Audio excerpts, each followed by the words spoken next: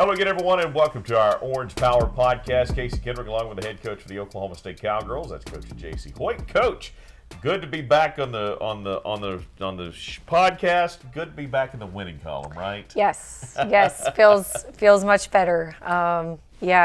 Last week, we really took advantage of the bye week and hit the recruiting trail really, really hard. So didn't get to be here with you last week, and then now here we are the day after a win. So feels good. And it comes off of a really good week. I know the first game was not a win, but it was a very good effort against a top-ranked opponent on the road against Kansas State. And, Coach, before I guess we talk about the game, obviously we've got to talk, and we've talked about it on several different other venues, but when you lose someone like Emily Everett going back to her home spot, just one of those stories and one of those things you just didn't expect, didn't anticipate, and certainly didn't want to have to see.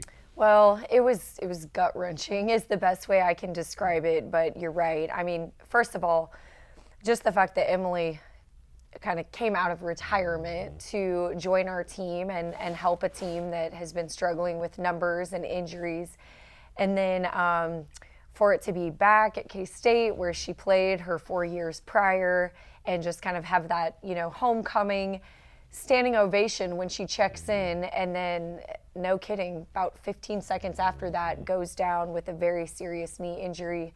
It was devastating for her, for all of us. I mean, we've just really been hurting ever since that happened, and just our thoughts and prayers are definitely with her right now. Well, and when you think about, again, just the ovation and the warmth, I mean, that's not what you want, but it was good to see that, she still means an awful lot to them up there. She left the right way. That it matters how you left, and she obviously did it the right way.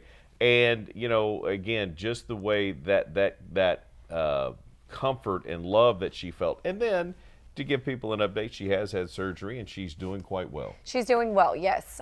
Just had surgery a couple days ago. Thankfully, we've got an amazing medical team and doctors here, so we were able to get her in for surgery really quick. Well, yeah, because she could have actually gone other places and done that. She elected to stay here and do a rehab here, which is awesome. I think speaks volumes as well.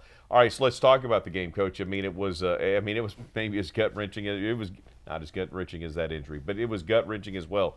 Played so well, had such a good plan. Just in the end, just 1 point the difference. Yeah, I mean, that's about as well as we've played all season.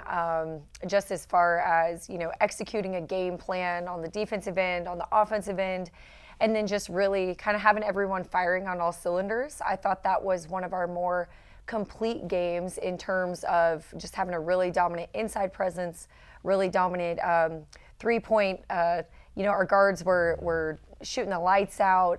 So just, to lose the way that we did, first of all, as a coach, that game is going to wear on me for many years to come. But to play the 7th-ranked team in the country that close in that type of environment on the road, I think just speaks volumes of how good our team is. And I have said it all season long. We're a good team. If you look on paper and see our record, you might not think that at the beginning, but if you really look, we're playing the top teams as close as can be without winning, unfortunately. We're right there, though, and with our strength of schedule, gosh, I believe in this team so much, and our team believes in our team, more importantly, and I really wish that they could have been rewarded with a win that game, but there's so much to be proud of. 47% from the field, 52% beyond the arc, 11 lead changes. It was a great game. That third quarter, maybe the best 10 minutes of basketball you played all year. You guys were getting up and down the floor, shooting so well, moving the ball, all those things going really well. And if you want to, again, to see that statement that our team still believes in practice, go through a losing streak. We were struggling a little bit. Take a gut-wrenching loss like that. And what are you going to do on the road?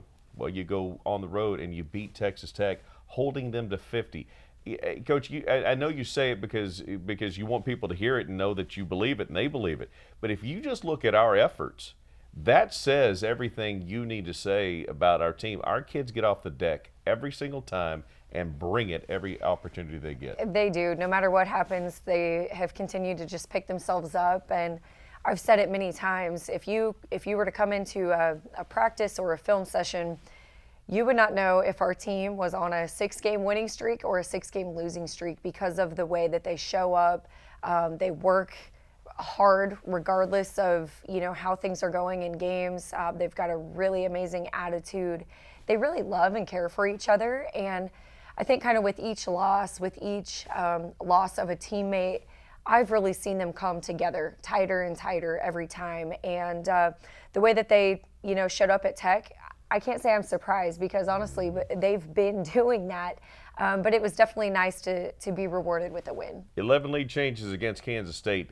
0 lead changes in this one. And Coach, it wasn't because you guys went out there and put up 100 points and they couldn't catch you. You guys hit a bucket with 15 seconds into the game. You led for 39 minutes and 45 seconds because their next offensive possession was lockdown defense, and it was lockdown defense all night long. I don't know that you guys have played better defensively. They were just frustrated from denying passes, shot clock violations. I mean, that was just a great defensive performance. No, it really was. I can't talk about our defense without talking about Quincy Noble. I think she's been a tremendous leader for us on that end of the floor. She's continued to guard the other team's best player. That's a guard. Mm-hmm. And she's unreal. Her motor is as high as any player I've ever coached. And, she's doing it on the defensive end. She's doing it on the offensive end. She's doing it just as a leader with her voice. I mean, she's been really phenomenal. I think we're all seeing what a fifth-year senior looks like with urgency, that understands my time is ticking right now. And our team has really just kind of followed suit, especially on the defensive end. Well, it was a fantastic performance, a 60-50 win. And now, Coach, you get ready for only three home games left, 3 at home, 2 on the road, and some really good games coming up, right? You got to go to Norman. You got West Virginia coming in here, and you're going to go to Waco. But those are going to be some very interesting ball games. But before that, and I know it's us versus us, and it's 1-0. All right, I'm going to ask you to talk maybe further out than you want.